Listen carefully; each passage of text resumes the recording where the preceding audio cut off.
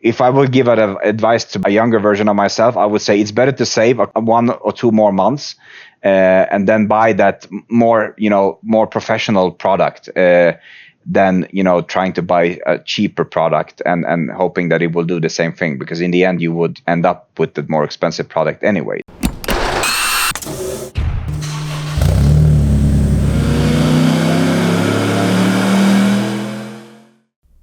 Welcome to the HPA Tuned In podcast. I'm Andre, your host, and in this episode, we've got Karel from KS Motorsport joining us all the way from Sweden. Karel has been beavering away in his workshop, creating a one-off full tube frame DTM-based BMW M4.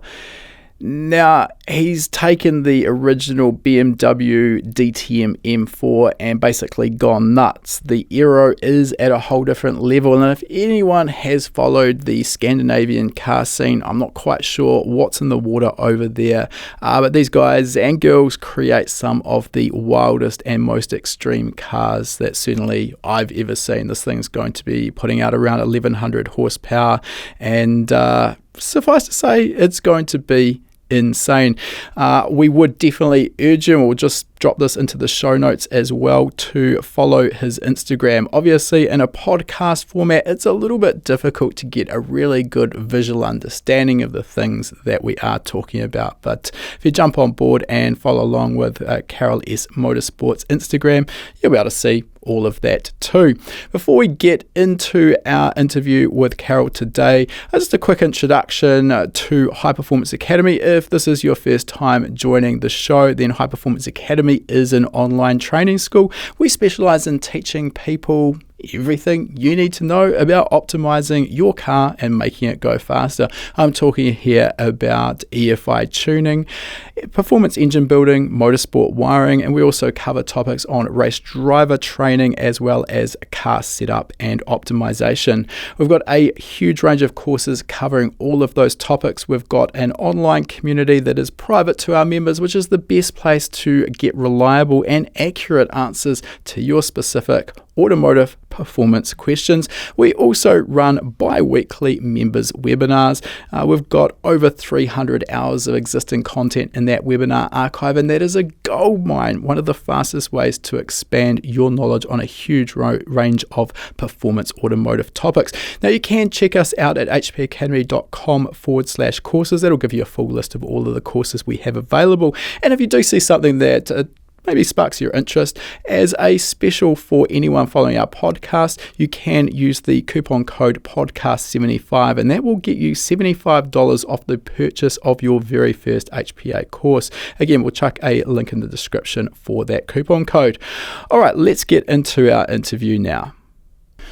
All right, welcome to the podcast, Karel, and I want to start by just getting a bit of an explanation from you of what exactly it is you're building, because we know it's based loosely around a BMW M4 DTM car, but you've put your own really unique twist on this, and it is something really extreme. So can you give us a bit of an understanding of what it is you're trying to build here? Thanks for having me. I will try to explain in short words, because otherwise I think this will be the longest podcast ever. But so overall, I have been doing some BMWs over the years, past 15 years, and I think the next step, every time you do a new car, you want to evolve in some way. So you want to have something bigger and better, and it always has to be better for sure. So we were aiming on doing a replica of the BMW M6 GT3 car. So because it made sense, you could get the 6 Series body, and then you can get the body kit off the shelf. But then actually a friend of mine in Norway started a project as well with this BMW M4, where he started of the scan. So he had some bits and pieces of the scan of a 18 scale toy car, an actual DTM race car. But he was in some issues, so he couldn't fulfill the project. So I took it over and took the files, and we ended up milling out the body in styrofoam. So from scanning the 18 scale, the 18 scale models are actually really detailed. So if you ever have the chance to look at that one, like literally everything is on there. So scanning that and then scaling it up in a CAD software, it wasn't too much work. And then preparing it for milling, I think it was around 50 hours from Elite Projects doing that. All right, let's just sort of halt there, because that's something I've never heard before. Using a 1/18th scale model, which obviously for popular race cars, there's a lot of manufacturers making scale models. So the obvious question when you've got a car that from a manufacturer is probably nudging up towards $1 million or thereabouts, obviously getting access to the real thing to make molds, it's not accessible. So that's quite a unique take on using an 18th scale model in order to generate a model to make your bodywork from. Obviously, you're limited by the accuracy of that scale model. You've just said that the one that you used was pretty accurate, but are there potential pitfalls when it comes to using that technique? Yeah, for sure. I mean, I don't think that if you look at that, like when they mass produce these shelf cars, these shelf models, I don't think they have the intention to have it like 1,000% correct. Like if it's close to something lookalike, then they will be happy for that. So. And one of the issues that we saw when, starting assembling it, like getting the headlights on the car, I was like hoping like, okay, perhaps we can get the M4 front headlights and the back headlights of the normal M4. So I did some measurements. I actually got BMW to send me headlights, but they didn't fit at all. Like they are nowhere close. So after some digging, I actually found out that the trunk of the DTMs, the headlights are actually milled, like they are molded into the rear trunk itself. So it's actually not a headlight. It's just a transparent red plastic on the back that it actually fitted to that. So I actually got hold of those too, but they didn't fit as well. So if you scale it from 1/18 to almost 4.5 meters car, and you have a couple of millimeters difference, or say a tenth of a difference in the model, and then you scale it up, then that's going to be a lot more when you do the actual model in the milling. So that's like, I think in the end you have to have the idea behind it to say that, okay, not everything will fit, so you have to do like literally everything custom, and that's a big downside of it. All right, so there's a bunch more I want to dig into there, but before we sort of talk a little bit more about the process of making this body mold, just coming back to the actual base car, and this is an area I've got a broad understanding, but I just want to make sure we're on the same page. So it's an M4 DTM, and sort of the last few years DTM has gone through a bit of a change. They've gone from a bespoke or carbon fiber monocoque chassis with a body over the top to basically running GT3 cars now to cost cut, as I understand it at least. So are you talking here, is this an M4 GT3 car, or is this actually one of the earlier DTM cars that you've modeled? So when they competed with the E90 M3s, those were still something that you could buy. Of course, they were modified, but it was very much the same car. And I think around 2000, I'm not sure exactly when, they went for these carbon monocoque, as you mentioned. And those, that's the one we actually based it on. So the latest model of those, they were actually a little bit different because they had a 4-cylinder engine on them with turbos, but we based it on the V8, 4-liter V8 that had around 500 horsepower. So the GT3s today are back to these production cars that are similar, but the carbon monocoque that we based it on is actually completely different. It's nothing to compare with a standard car. Sure. Now, again, just from my broad understanding, that carbon fiber monocoque generation of the DTM cars, at least if you look at them, I mean, obviously I'm no aerodynamicist, but just looking at them, the aero package always looked a lot more extreme than our current crop of GT3 cars. I don't know if that's right or wrong, but looking at what you've done just via your Instagram posts, you've kind of taken that aero package and just turned the dial up to 12 or 13. Correct. So you're trying to get a lot more downforce out of this. What was the sort of design process around developing the aero? Because it's something that obviously, to get it right, you do have to have a reasonably in-depth knowledge of aerodynamics, and then there's validation via CFD and actual real-world testing that sort of goes into optimizing that. So can you give us a bit of a take on what you've done in that regard? Yeah, sure. And I think that, because we aim to build it to based on a tube frame, we didn't really have any restrictions on how the aero would need to look like. So, I mean, if you would base it on a production, like a base plate, then you would be quite restricted. So in this case, we actually turned to a company in the States called Verus Engineering, who has done a lot of time attack cars and a lot of CFD stuff, and I gave them literally free hands to do whatever they want. I gave them some specifications. I'll say that a splitter should look like this and the floor should look like this, and because we had the underbody of the scale model and also the top body, we had some sort of boundaries to stay in. So it shouldn't poke out so much on the sides, and we also had the gearbox in model from Albin. So we could have put all of these pieces there. We knew about what like the control arms will be. So we had like most of the things we had there. But then they actually went just bananas, and I think we put some 750 hours of simulation before we were happy. So we didn't say that it has to look a certain specific way. We just said these numbers we want to reach. And the main goal wasn't, to say, okay, let's put a 3-element wing on the back and be good with that. We want to have a coefficient, so we want to have an efficiency on the downforce versus the drag, or the negative lift versus the drag. So that was the main goal, to get those numbers really, really good. Yeah, I think that's something it's easy to overlook for those of us who haven't really delved into aero at all. It's not as simple as you say there is just chucking a 3-element rear wing that you can buy off a variety of manufacturers on the back of the car and calling it good. And just from my perspective, we've gone through a very low-level iteration of aero development on our own car. Nothing at all like what you're doing, but I have experience from the driver's seat the difference it's made.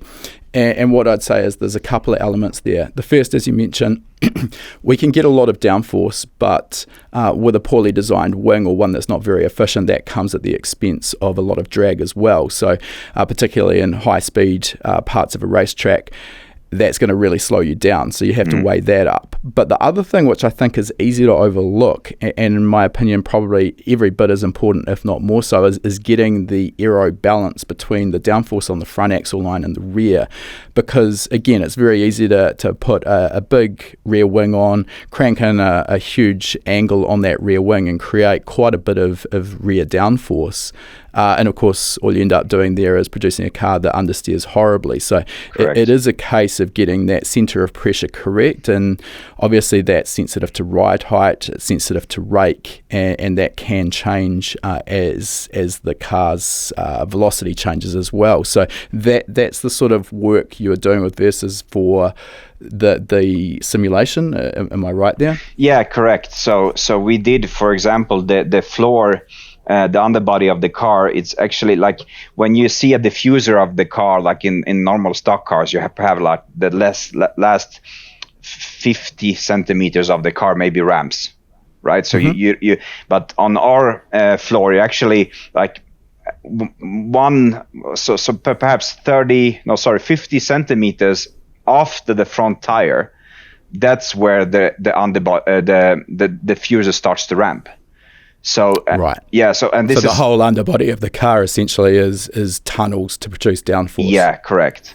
And this is what we did. As one thing that was kind of important for me is that something I learned over the years is it's better to go for something that's bespoke and proven rather than using trying to invent the wheel from the start. So one thing that was kind of important going with Verus is that they use a kind of sophisticated software for this, and they use a software called ANSYS, which is I think even Volkswagen made the Pikes Peak car in that software.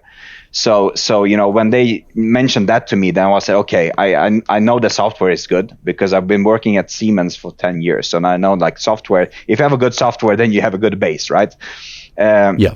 And I think for the underbody, for the diffuser, we did 4 different versions of it, and each version had a couple of hours of simulation in different rakes, different ride heights, just to see like where is the sweet spot, and should it be like a continuous radius of the diffuser, or should we have like like a radius, then like a flat plane, and then another radius to see like we actually really tweaked that and tried different things like really outside the box to see what is more efficient.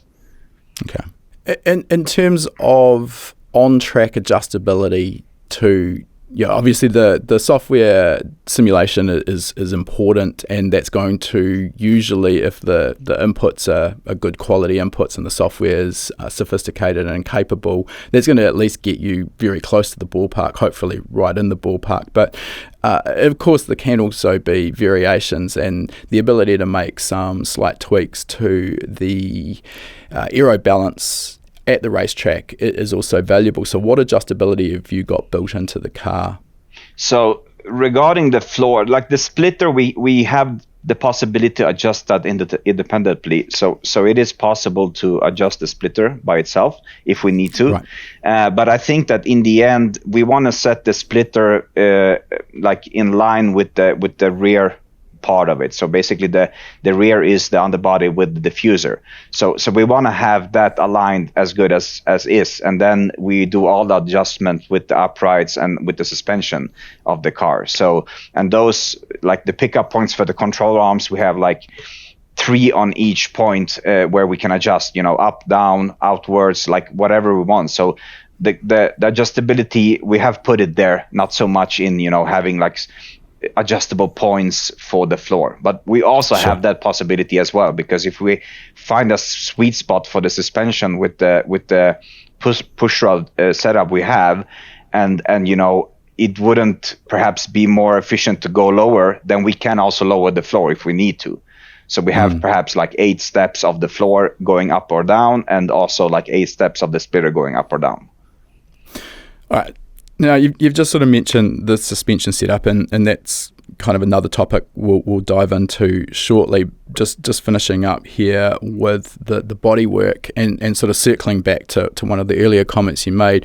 Once you had that 18th scale model scaled up in CAD, you mentioned that the process of creating the bodywork from there was routing into styrofoam. Is that correct? So was this to make a plug for a mold for carbon fiber? Yeah, correct. So we actually, or in this case, it was a company called Elite Projects here in Sweden who basically find a big mill and then or CNC machine, or what you guys call it, but then they actually put a lot of styrofoam blocks together, so you had the outlines of the car, and then the big milling machine actually did all of the work to get the plug, and then from that manually doing all of those molds for laying up carbon and doing that. In terms of how far technology has come, at least over the 20 odd years I've been in the industry, at the start of my career, if you wanted to do that, you would be hand shaping styrofoam and then making your mold off that. So how was the technology, particularly in terms of CNC and CAD modeling, how has that expanded what it is possible to do for, non-OE manufacturers without unlimited budgets? I think that in this end it's not so much the technology is out there, as you say. If you were to hand sculpt the body, then I would still probably doing it today. We wouldn't finished yet. So, but I think in the end it turns out having some sort of contacts, friend that know friends that have the possibility to get in to some companies that have these machines. And in this case, Elite Projects had a contact where they actually had a really big milling machine, so they could almost do the full car in one go. I think they split it. I think it's like, the front end is split a little bit and the back end as well. But in the end, they didn't have to do like 15 different parts milled and then glued together. So doing that from, if whatever software you're using today, I'm doing most of the CAD stuff in Fusion. But if you get the model in there, the tools are really, they're really there. They're really easy. Like if you don't know how to do it, you go on YouTube for, 3 days, and then you have the basic knowledge about it. So I mean, in the end, it's possible to do it today because the tools are there. Like literally, if you want to have a license of Fusion, it doesn't cost you a fortune. And adding all of these packages, if you want to have the machining package for the Fusion, it's not millions. It's it's a doable cost. So I think the other thing to consider as well, versus basically constructing any of these parts by hand, is when you're using CAD modeling and then CNC machining, the accuracy and the repeatability is guaranteed, and you're never going to get that sort of consistency if you're doing something by hand. So that's something that I think is important to overlook. But the main one, of course, is simply the time saving. It comes at a cost, but as you say, I mean, the cost of the componentry now, or at least the software, is usually relatively affordable. And then you don't have to have the CNC machining equipment in your own workshop. You can outwork this. There's hundreds of companies around the world capable of doing jobs. Maybe when it comes to routing a full body, that's possibly a slightly larger task. But for the individual components, usually that's not such an issue. All right, let's move on. We haven't really talked too much more about the chassis and the engine that you're going to be using to power this. And as you mentioned at the start with DTM, they went to a 4-cylinder turbocharged engine. You've gone a slightly different way. So can you tell us about what is powering the car? Yeah, so I've been back and forth, because as today, I mean, I think when you talk to Oscar about Elmer with the billet engines, I mean, it is kind of, it's kind of out there today. If you want to have a high-powered 4-cylinder engine, if you go with a billet block, you get quite far with that. But I've always been a BMW guy. So even since like the first engines I ever did was the old M20 engines from the BMWs, the straight sixes with 2.5 liters. And the first one I ever did with some high numbers was a M20 with like 980 horsepower and 1,200 newtons. And that was basically on a stock block with even a stock gasket on it. And from seeing all of those things that's possible with the BMWs, I early saw that you could get some really good numbers with these BMW engines, and the engine I'm having right now in the M4 was in my previous car. It was in a M3, and it's very modified. It has a strokey kit, it has all the forged internals, it has a really customized sleeves in it, billet dry sump, like everything is already there. So I kind of knew that, building this M4 wouldn't be an easy task. So I was like, okay, let's put the engine that we have in there, and then we can figure out about the engine in the future. Because even though this V8 isn't that heavy, it's actually the weight of the M3 V8 is actually less than the previous straight six. Okay. So I mean, it's a good engine, but many people have some issues with it. So as soon as they go with a supercharger, they start breaking the blocks and blowing up gaskets and stuff like that. But I haven't had those issues. And perhaps it's because I use some of my old sorcery that I have from the old engine. So let's just come back here. So the generation you're talking about is the S65. That's the base engine, which came out in the BMW M3, and that was naturally aspirated as it came out in the M3. So correct. with that base block, I'm assuming here, and again, I'm not a huge base of knowledge on BMW product, unfortunately. So that is an alloy block versus the earlier straight six M3 was cast iron, from what I recall. So is that where that weight saving came in? You said the V8 was actually lighter than the straight six. Correct. Yeah. So everything on this engine is aluminium. So it is like the heads, the block, and everything is on there like super lightweight. So in that aspect, it's always not good, because if like something that we haven't done on this engine, pulling these ARP head studs on it, because we in my philosophy, we still want to have some sort of movement and flex of the engine, because it's a V8. We don't want to have like super rigid bolts in there. Like the original bolts are, these that can stretch a bit, and we have had those things in the back of our head when we did the engine, and it's been running like with the superchargers. It's been running like 900 horsepower for like 4 seasons. So it is a super good engine because of the weight, and it is. I mean, if you run the stroker fully naturally aspirated, it will produce somewhere close to 600 horsepower. That's impressive from a naturally aspirated engine of that capacity. It is. In terms of, you've mentioned there with the supercharger in its previous guise, it was 900 horsepower. What are you aiming for now, going from a supercharger to twin turbos? Well, I normally give the aspect of what kind of supercharger we put on there, and that for most people that are in this game, they probably will figure that out. But we actually will run a twin Garrett G30 770 on that, okay. and we are aiming somewhere to have a peak power on about 1100 horsepower on that.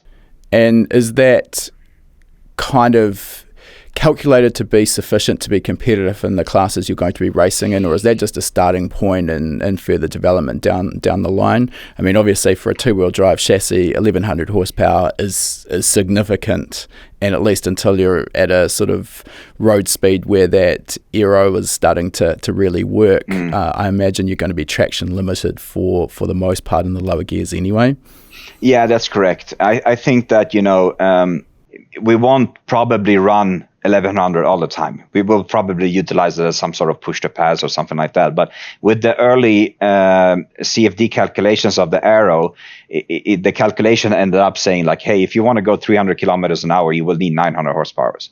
So with that in mind, we do have some tracks where we could hit that, and we don't want to be. Probably we're going to run it at 650 in the beginning, but I mean seeing what competition is in the Gatubil Extreme class, most of them are running close to 1,000. So even if you would need to come to the competition with a highly, this factory. If you would bring a DTM car, a stock one with BMW support, you would probably do really good with 500-600 horsepower. But because this is built in a shed, then compensating all of those geometries, all of those setups, we do compensate with some horsepower. So that's the plan. Yeah, I mean, I think I love horsepower. I'm an engine builder and a tuner, so for me, the dyno number kind of validates everything I did during the design and building of the engine and the tuning. And I think to a degree, horsepower can be used to fix some deficits on the racetrack in terms of maybe a car that maybe doesn't have as much grip or cornering performance as potentially it could.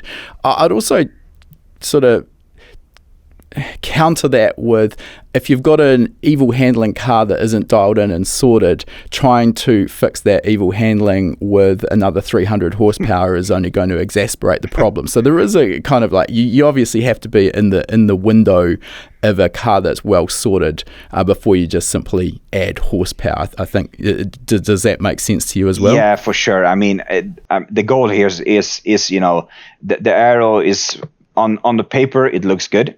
But I think the mechanical grip of the car is like the most important thing here. So if we try to go for a really high horsepower number, then trying to dial in that mechanical grip will be a nightmare, I think. So as you say, you need to start somewhere, and that's why we are thinking like we will probably never go below 600. Then we will probably need to remove the turbochargers. So, but we want to have the possibility to go as low as possible to dial in the chassis without this horsepower, frenzy taking over.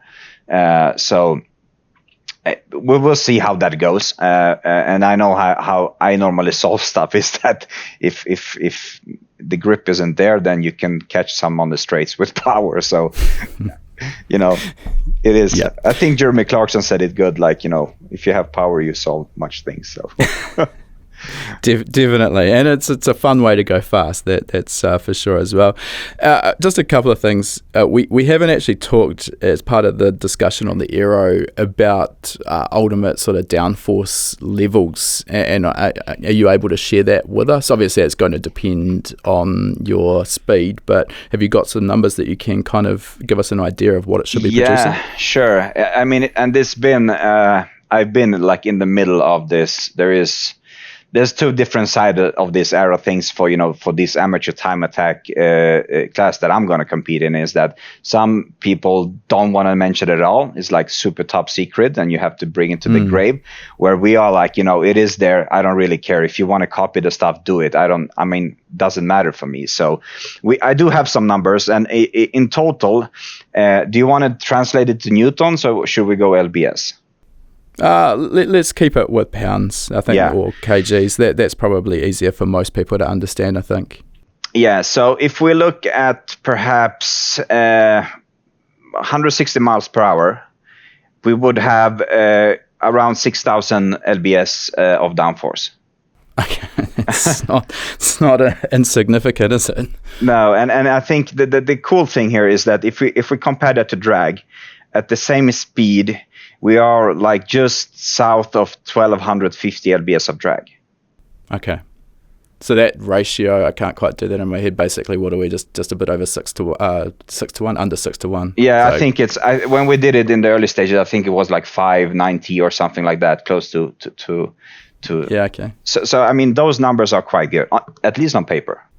Yeah, I mean, obviously, there's still the real-life validation to see how that works out. But again, I mean, if you're dealing with a company that's no stranger to aero, you'd like to think that their CFD and software simulation is at least going to be pretty close. And I mean, let's be honest, even if you could achieve 80 or 90% of that, you probably wouldn't be unhappy.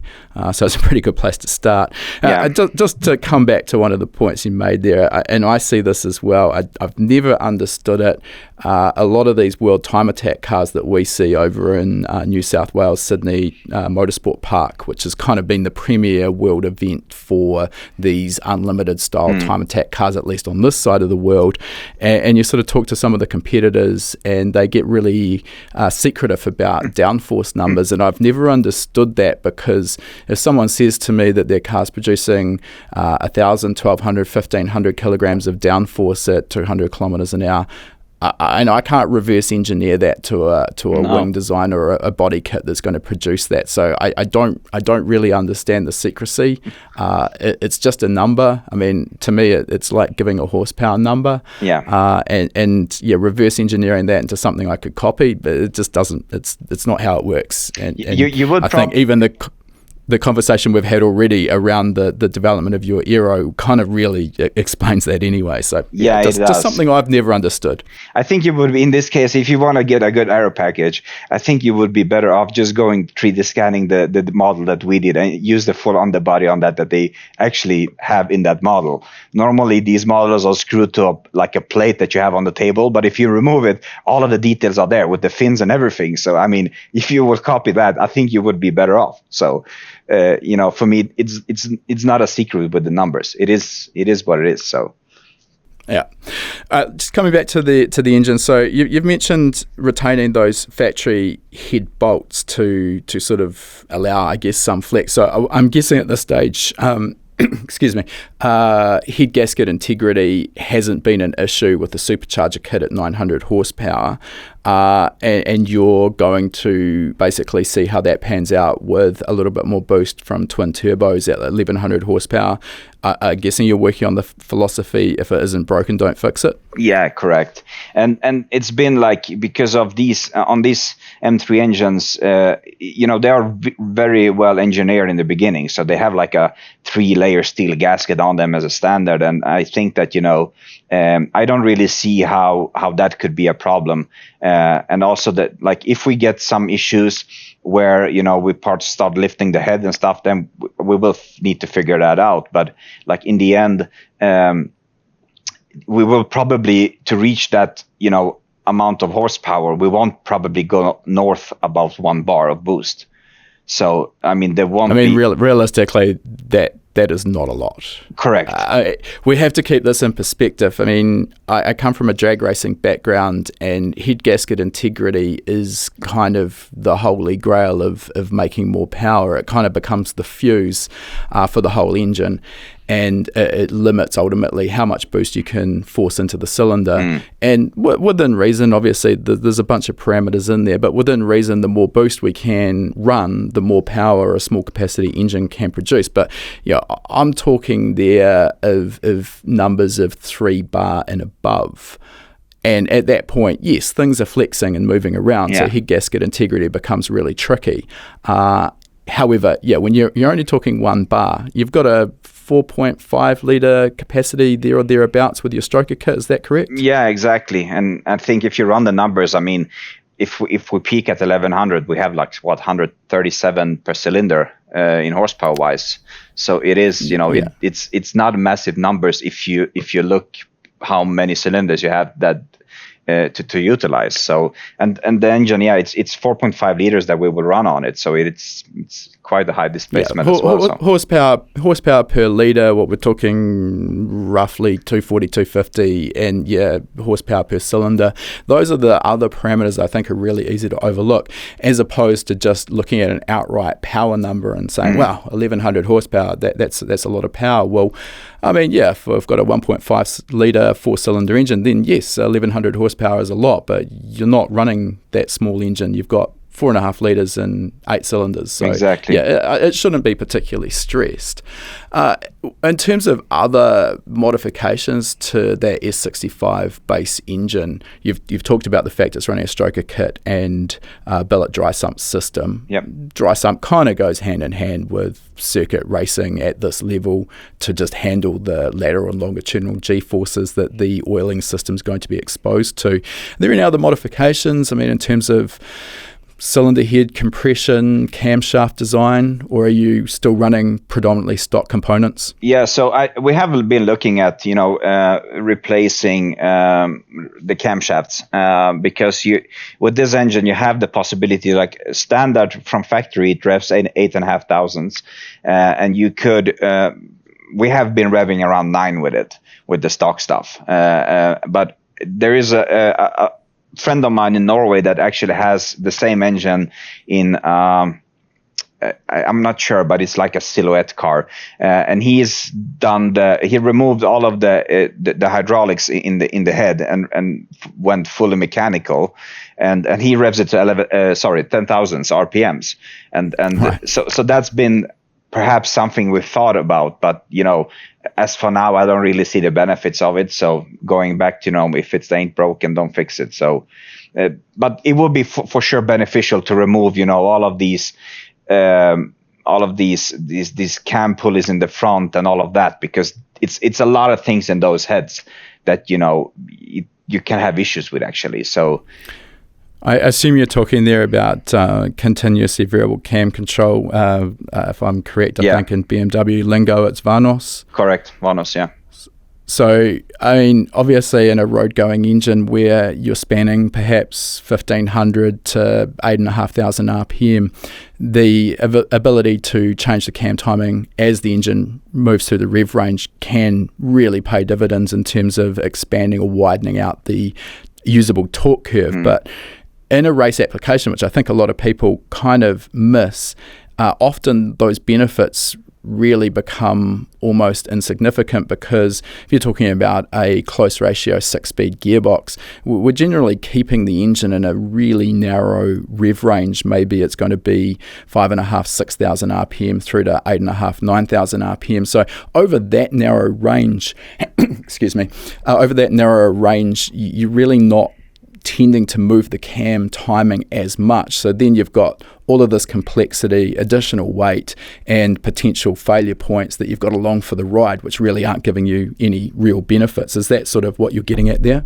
Yeah, that's correct. I mean, as you say, and in a race application, it doesn't give you that big benefit to have adjustable cam timing, as you explained. So that's basically my base thought behind this, to say, okay, let's remove that, because then we can remove so many things in there. But it's still working, even though we won't probably adjust that much on those RPMs. Still it's not broken. We won't touch it until it's start giving issues. So I mean, I think also in terms of you mentioned your friend running solid setup and 10,000 RPM. I mean, that is great, and I can only imagine that the engine would probably sound pretty amazing at 10,000 RPM.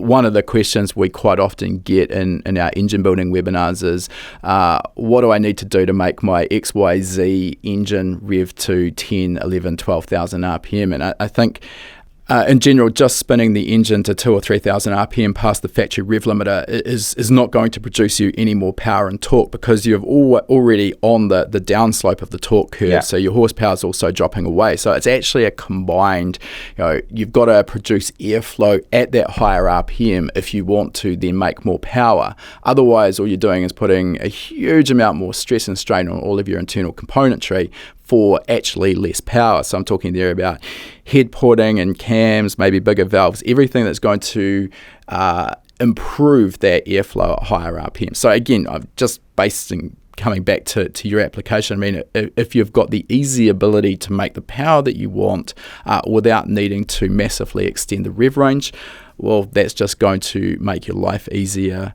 It's going to be a cheaper build for the engine, and ultimately less RPM usually results in more reliability. Is that sort of a fair summary? Yeah, that's correct. I think it's also important to mention that you have to look at what's happening with the valves and valve springs when you start revving a stock engine more than it's intended for. So, I mean, I know that the BMWs always have some sort of safety span. So even though if we start pushing it for 500 horsepower, 500 RPMs more than the rev limit was from factory, I think perhaps somewhere we are good there. At least what the dyno numbers showing. But I mean, some hidden things might not show, like what happens with the valve springs when you start revving it more.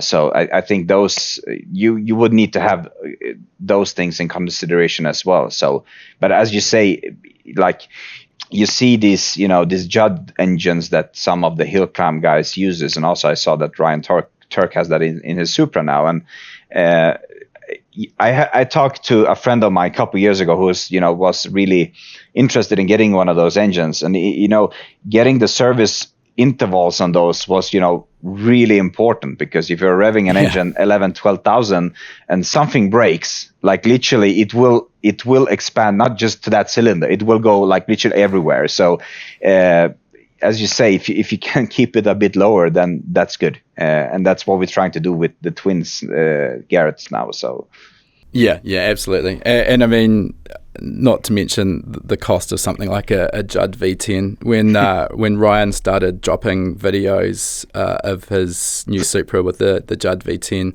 I got a little excited. I'll be honest. It is easily one of the best sounding engines that I've ever heard.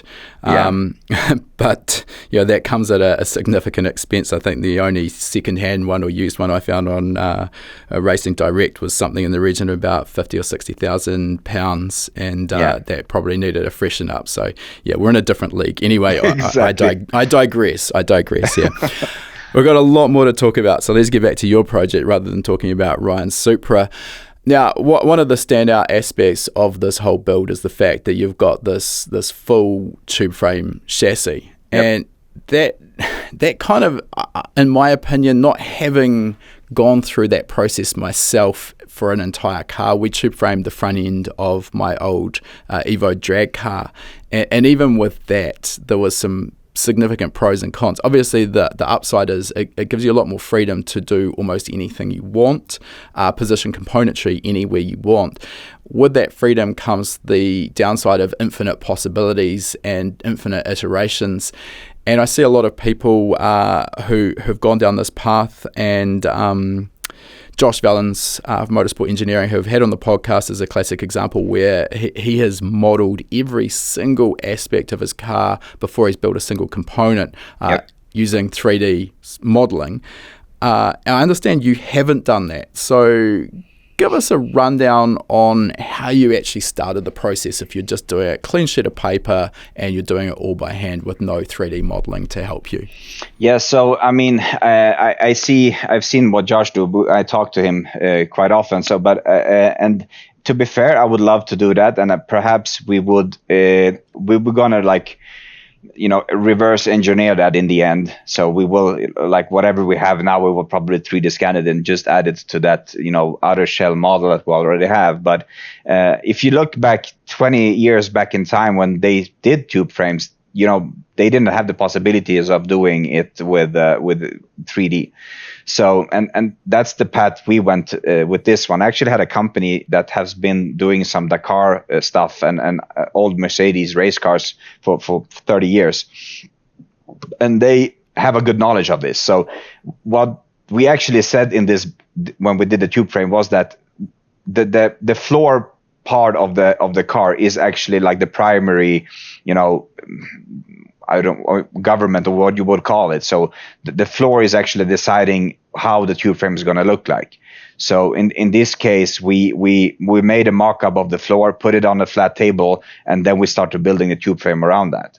So does this come down to the importance of those underbody tunnels as part of the diffuser, and you said that those start within 500 millimeters of the front axle line, so you're basically building a tube frame chassis to provide room for those tunnels? Yeah, correct.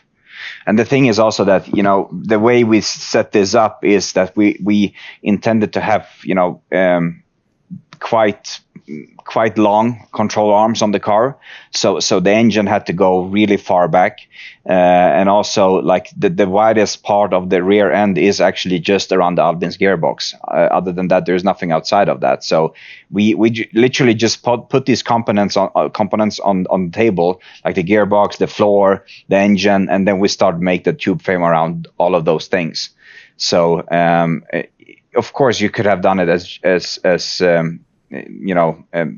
with a 3D, but it would have taken more time, and I do not have that full knowledge of doing all of those. So in the end, it was easier just doing hands-on stuff and getting it done.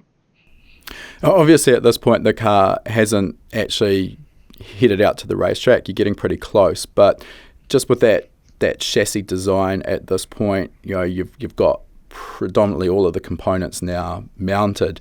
Looking back, is there any kind of areas where you've sort of thought, if we'd just done this, it would have been easier, or if I could have done it like this, the serviceability of this component would have been simpler? Or do you think you've actually nailed it pretty well first time out? No, you never nail it the first time. So I think that, as Josh does it with the 3D, you have the benefit of seeing how it's going to look like, right? So if you put the fuel tank, you put the gearbox, everything in the model, then you will see, okay, this makes sense.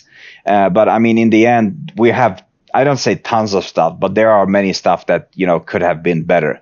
And is that going to end up building a new tube frame in the end of version 2? I don't know, perhaps. One of the things that we are struggling with is that the way we have set up the fuel cell of the car is actually like a horseshoe over the gearbox in the back. Okay. So getting that fuel cell in there is kind of pain in the butt. So you have to really, get the gearbox in, because as soon as the gearbox in there, you can't really access the alternator, the starter motor, and stuff like that. So you have to figure that out. So you have to say that, okay, the gearbox works. Let's try it on the bench, see that the release bearing, everything, all of those things are good. Then you put it in, and then you put the fuel cell in, and that's a thing that it would have been so much better if we designed the tubes around that fuel cell in a different way. Because as is right now, around the fuel cell we have aluminium like cages, so protective, and if you want to remove those, you can't take them up. So the fuel cell goes up, but the containers around the fuel cell goes down. Right. So to get the fuel cell out, to get the gearbox out, you have to remove the floor, you have to remove the body. You have to take, it's a massive work. So, I don't I hope that the Albin gearbox will work for 10 years. So,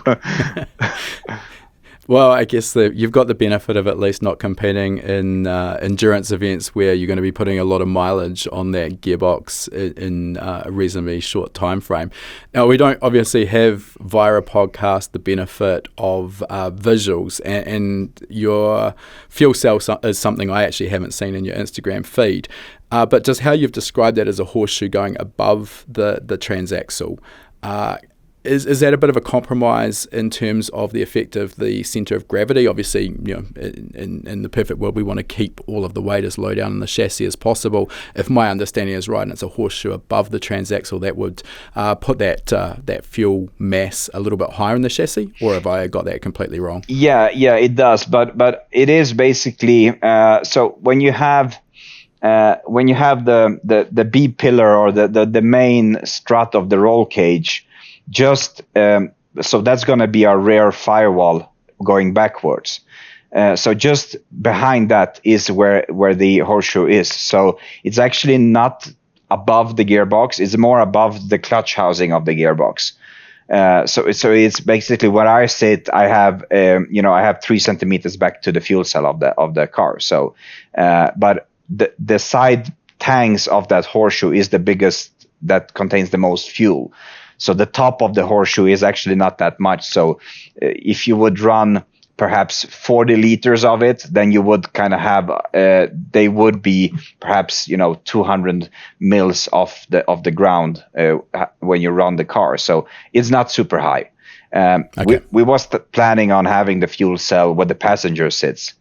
But then, people start asking about getting shotgun in the car. So we said, okay, we can't have the fuel cell there because then we will never be able to have a passenger. So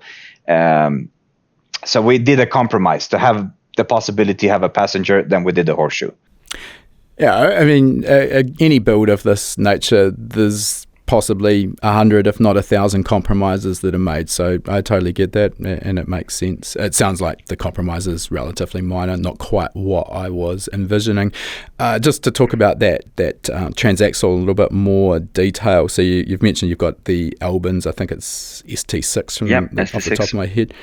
So just for those who aren't aware, as a transaxle, so that includes the 6-speed gear set plus reverse, obviously.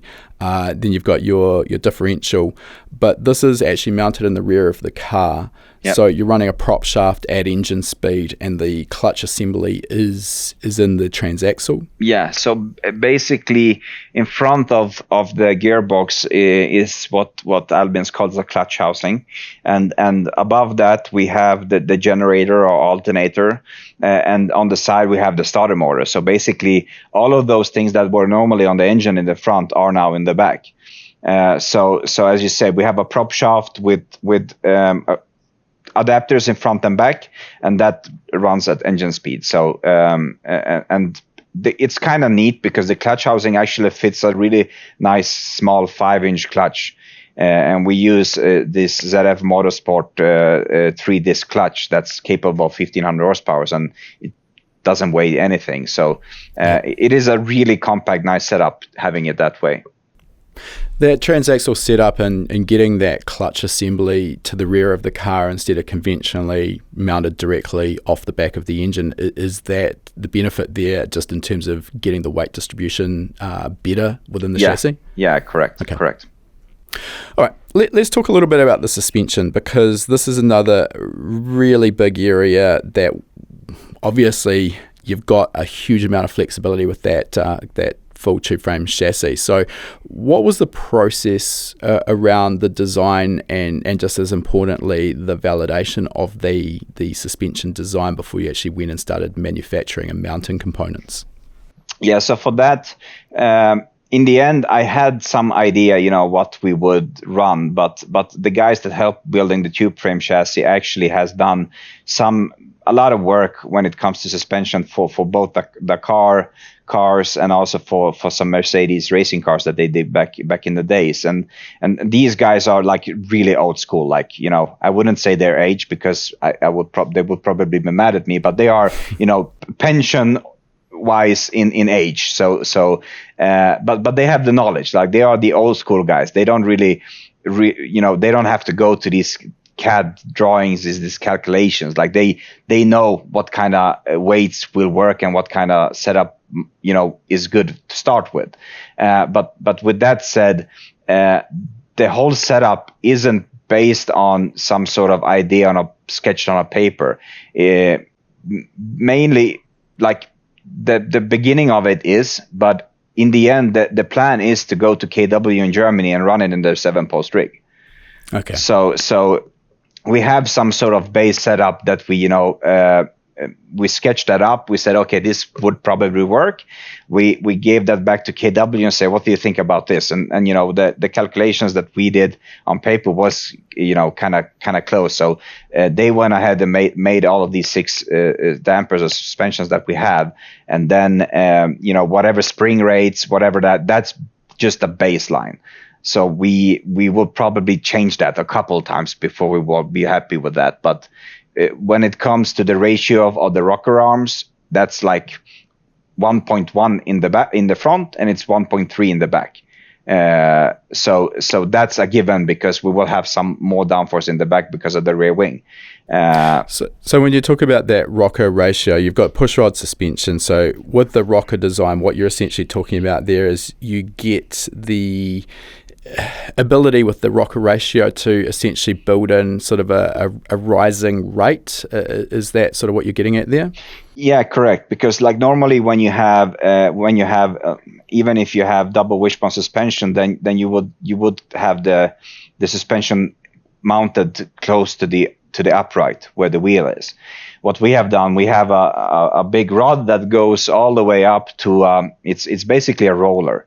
So there are different ways you can do these pushrod suspensions where you can have like billet mounted L's and different ways. But we try to keep it as simple as possible and try to utilize the components that are really easy to get. So what we have done in this case, we have milled like a steel roller, like a pipe, where we have then welded on these different fixing points for the rod that comes from the wheel, and also for the suspension that goes basically downwards, and also the third element that goes above. And that's basically just a roller with 4 bearings in it. Okay. And the ratio that we're talking about is that whatever movement you have on the wheel will transfer something to the suspension. So if you have 1.1, then 10 mils of movement at the wheel will be 10 mils at the suspension. Where in the back there is 10 mils at the wheel will do something less than that in the back. Sure. Okay. Now, the other thing you just mentioned was the third element, or also referred to as a third damper or heave spring. And we see this used predominantly on open wheel race cars with a lot of downforce. So can you give us sort of the 30,000 foot sort of understanding of what that third element is intended to do? Why have you got that there? Yeah, so it's kind of easy to understand it, as I think as you touched on as well, because the issue with these cars that like the M4 is that we will have massive amount of downforce on the car. So you wouldn't, like, if you go on a straight where you have a kind of high speed, you wouldn't want the car to sit flat on the belly and scraping. So you would need to compensate the springs for that. I mean, if you wouldn't have the third element, then you would just adjust those corner dampers to whatever works in the straights and whatever works in the corners. But you will always have a compromise. You wouldn't get it good in the corners, and you wouldn't probably get it super good in the straights.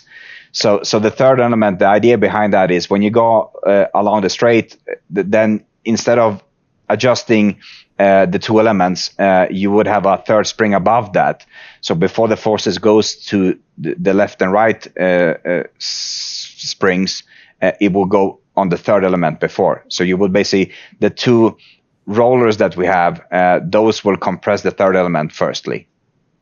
So I mean, just to sort of sum that up, basically my understanding, it's not something I've dealt with personally, but if you didn't have that, to kind of sum up what you were saying, if you didn't have that third element, basically to keep the car off the ground at 300 kilometers an hour at the end of a long straight, you'd have to run excessively stiff spring rates, which then are going to compromise your mechanical grip at low speed where you don't have that aero downforce. That third element compresses when the left and right hand side of the car are both forced down by aerodynamic downforce, so it allows you a better compromise to run softer spring rates on the left and right hand side to get that mechanical grip without ending up forcing the car into the ground at the end of a long straight. That's sort of a good summary. Yeah, that is. And I think that with that said, also you could run, if you didn't have the third element, you could run like the long straights. You could basically say that, okay, the bump stops of the dampers would be here and you could run it on that as well. But in my opinion, this setup is, even though it's the first time for me doing it, I really can't say, that, oh, this is going to be perfect. We really have to test it, but it's been proven. I mean, as you said, there have been other cars running this sort of setup. So I don't think it's a bad idea to do it. Oh, not at all. It just does add like another layer of complexity. And that other point you just touched on, which I'll just elaborate on, I think a lot of people probably consider that bump stops are something that's kind of a final protection strategy in the suspension in a worst case scenario. But what we actually see in reality is a lot of these high downforce cars, the bump stop is actually used as a tuning tool, and the cars purposely run down onto the bump stop at very high speeds to control that ride height, because it's not just a case of the mechanical grip at low speed versus high speed keeping the car off the ground. The other aspect with aero is that the downforce is very sensitive to ride height and very sensitive to rake, so using the bump stops and potentially packers as well can control the ride height to make sure that nothing sort of untoward happens with the center of pressure for that downforce. Is that again sort of reasonable to say? Yeah, I would agree on that for sure. Okay. One last topic I want to talk about with the car before we sort of move on is the electronics package. Obviously, you've got something pretty elaborate there to control with the Albin 6-speed paddle-shifted gearbox, the engine that we've already talked about, boost control. What have you got in terms of electronics in the car? So it's been, I have tried different brands of electronics over the years, it's kind of funny, but most of them come from Australia because you guys seems to do good things. But in the early ages, I started with Haltech, and it did the thing. But when you start to go to these paddle shifts and like more complex functions, then I was originally pointed to the Motec stuff. So we are running for the engine control. We're running a Motec M150 with the GPR P package. So it's basically the race package with paddle shift option to it. Yep. And for that we also have in the front of the car we have a PDM30, so a power distribution module for all of the electronics, like from half of the car and front wise. And in the back we have a PDM15 that basically powers some of the fuel cell stuff, rear lights, the air compressor for the gearbox, and also the electrical steering wheel. Yeah. Okay. And that them all presented over a 7-inch Motec LCD display. Okay. In terms of optimizing both the driver and the car, data analysis obviously becomes really, really critical there. What have you got in terms of additional sensors, if any, beyond what you'd obviously need just to purely run the vehicle? Yeah, so we are basically measuring. In this case, I like to have, like, if you have, the more data you have, the more you have to look at, and you have more possibilities. So in my case, I'm trying to measure like everything. So we're measuring the position of the wastegate, position of the blow off valves. We are looking at the speed of the turbos, all of the temperatures, all of the pressures. So we even have looking at temperature before the intercoolers and after the intercoolers, and also looking at the oil in the reservoir, and also what comes out of the engine. So it is kind of excessive, but it's better to have it than not to have it. And definitely. And also for this setup with the suspensions, we will also run potentiometers on the suspensions in the front and in the back. And another addition to that, where we are not there yet, but we will probably run 2 of these laser ride height sensors on the car. So we will have one in the back, one in the front, to measure the ride height of the car on track. Yeah, that's a lot of data to look through. And I just want to point out there, I'm definitely of the same kind of philosophy as you, that more data is definitely better. I'm a bit of a data nerd when it comes down to it. And I mean, when you've got a very complex car like you have there, particularly with the suspension setup and the aero, to validate what's happening and to optimize it, there's a requirement for some of those sensors like the shock potentiometers, laser ride height, etc. So it all makes sense. I think it's worth mentioning that for the average enthusiast, just getting started with data analysis, particularly on an entry-level race car, I do also believe that less is often more, because when you've got several hundred channels of data, it's very easy for a novice to kind of just get lost in the detail, and you can learn a lot and make a lot of improvements with actually just a handful of channels at the entry level. So I just wanted to kind of mention that aspect. Yeah. In terms of the position you're at with the build at the moment, how far away are you from finally hitting the racetrack? So I think that the plan is that we will showcase the car in about 3 or 4 months. But as is right now, most of the steel, the tube frame, and all of those things are painted. So it actually comes down to doing some sort of final assembly on things right now. The car has been assembled probably 5 or 6 times already.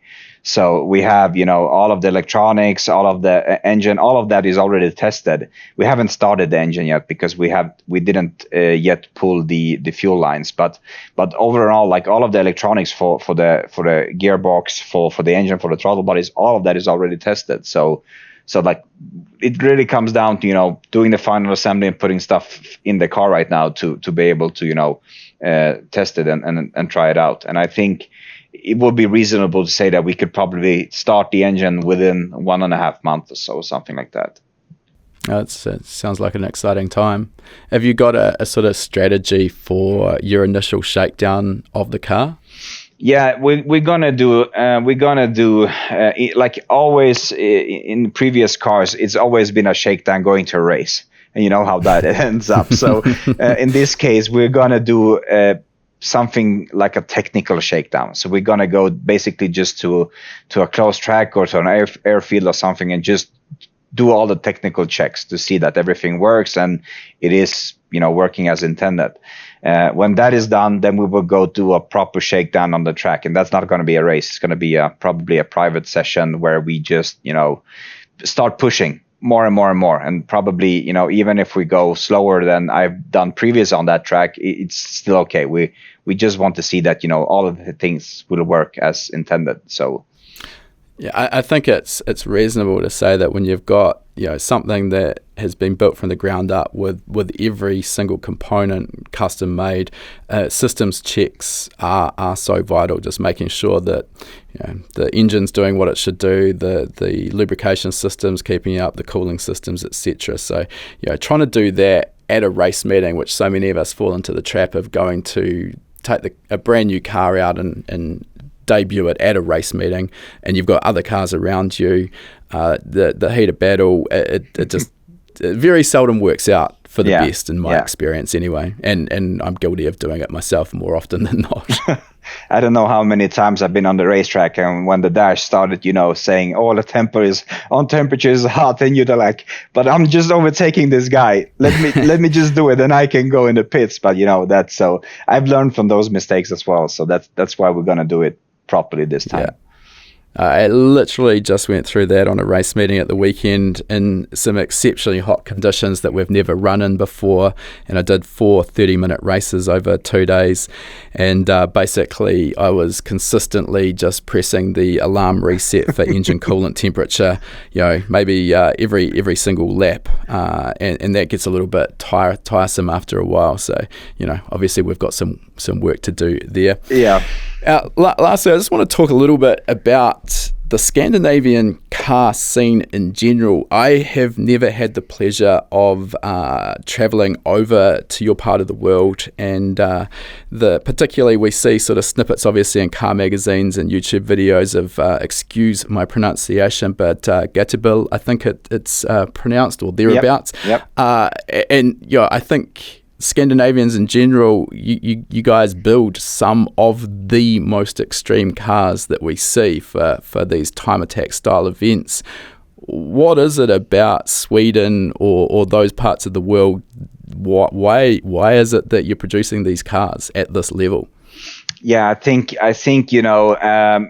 like touching on that subject would probably be a 6-episode documentary or something like that. But sure. But in the end, I think it goes down to most of the people that build the race cars here are very knowledgeable. They know what they're doing, and even though if they blow up a couple of engines on the way, they're still dedicated to succeed. So if you compare Sweden to the States, where you have all of these different tuning companies where you can basically order a drifting car or race car or whatever, you don't really have that here in Sweden. You have, of course, a couple of shops that do engine dynos and selling speed parts and stuff like that. But in the end, it basically comes down to every guy that ever builds a car here in Sweden does it have some sort of workshop. They have basic tools, welding machines or whatever, and they commit to do whatever they need to do.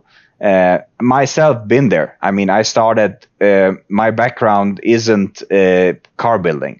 When I started to build the first car I ever did, I was literally sitting on forums and reading on online to see whatever solution does work, and how can I build this engine to get 500-600 horsepower out of it. So, and it's been a massive trial and error in this. You could go and build, you can go and buy a fully fledged engine from somewhere that will cost you a XX amount of money, or you can just try and fail and try and fail and try and fail until you succeed. And I think that's the motto here in Sweden, at least, or Scandinavia, that people are not intimidated when they blow up an engine. It's not a big deal. You will figure back out to the drawing board and try again. Yeah, exactly. I've been there as well. I had never blown up an engine, knock on wood, but I had some issues that had to be taken care of, and it is a process where you really don't you won't get tired of it, because you really know what you build and you really know what you made with your own hands. So there's definitely something very satisfying when it all comes together, and that you've at least predominantly done that whole project yourself. With the Scandinavian winter, and again, not having visited myself, from what I understand, you sort of go through close to 9 months of the year where you've got very little daylight and it's pretty cold outside. Is that a bit of motivation to spend 9 months in the workshop or shed tinkering away and building these cars? Does that help? Yeah, for sure. I mean, I can't speak for the whole Scandinavia, but I can just relate to myself that I mean, what the weather here is crappy. It is dark, as you say, 9 months of the year. When you come home from work, like, what is there to do? Like, okay, you can go to the gym. You do that for 1 hour. Then what? Like, you have to, at least for me, I have to have something to do. And even though I'm working on a company here that's fairly new started, and we're producing batteries. I work 65 hours a week right now because it's so much work. But still, I managed to squeeze in 5 or 6 hours of workshop every day. And it is at some point, if people that don't understand it look at it, they say, okay, how do you manage it? You must be crazy. But in the end, going to the workshop after a busy day and doing some welding or whatever, it's like, I don't know, it's like music for your head. It's really calming and nice to do so. Yeah, I think a lot of our listeners who are maybe going home after a day's work and sitting on the couch and watching Netflix till 10 p.m. then going to bed could probably take a leaf out of your book there. And if you want to achieve something special in this lifetime, it requires some effort, and you're going to have to do something that is different to what everyone else is doing. So, I think understanding that what you're doing there, 65 hours of work plus 5 or 6 hours a day in the workshop working on your car, that's the commitment that it takes to achieve what you are achieving. So I think people just really probably should focus on that. Look, Karel, we're getting a little bit long here in time, and I do want to respect your time, so I think we'll move towards finishing up here. We've got a few questions that we like to ask all of our guests, and the first of those is, what's next and in the future for you? And that could be this car, it could be business development, you mentioned batteries, anything. Sort of, what's the future hold for you right now? Yeah, so speculating about if there will be a version 2.0 of the nuked M4 EP, as we call it. If you asked me a couple months ago, I would say that I will never build a car again. But when we're getting to the stages of finishing, I really don't know. I don't want to say that we will, evolve this to a version 2.0. It will probably happen. But, right now I just wanted to get it on the track and, get some hours behind the wheel. So, and with the situation in the world right now, will we convert this to electric in the future? That might happen. It's been an ongoing discussion as well. So we'll see what happens there. Sure. Yeah. Are we likely to see it compete at the likes of World Time Attack Challenge in Australia? Yeah, I have. I can't really remember the guy that's responsible for the event. I have him on Facebook. I have talked to him a couple times. Ian Baker. Correct, yeah, Ian. And I've spoke to him that said that he has to change the regulations, because I think as it's right now, I can't really compete with the tubeframe chassis that I have. So perfect. Yeah. Next question. Do you have any advice, given the experience that you've had over your career up to this point, that you could give to a younger version of yourself, up and coming, or who wanted to some changes in the future? Then I think for sure we would bring it there for sure.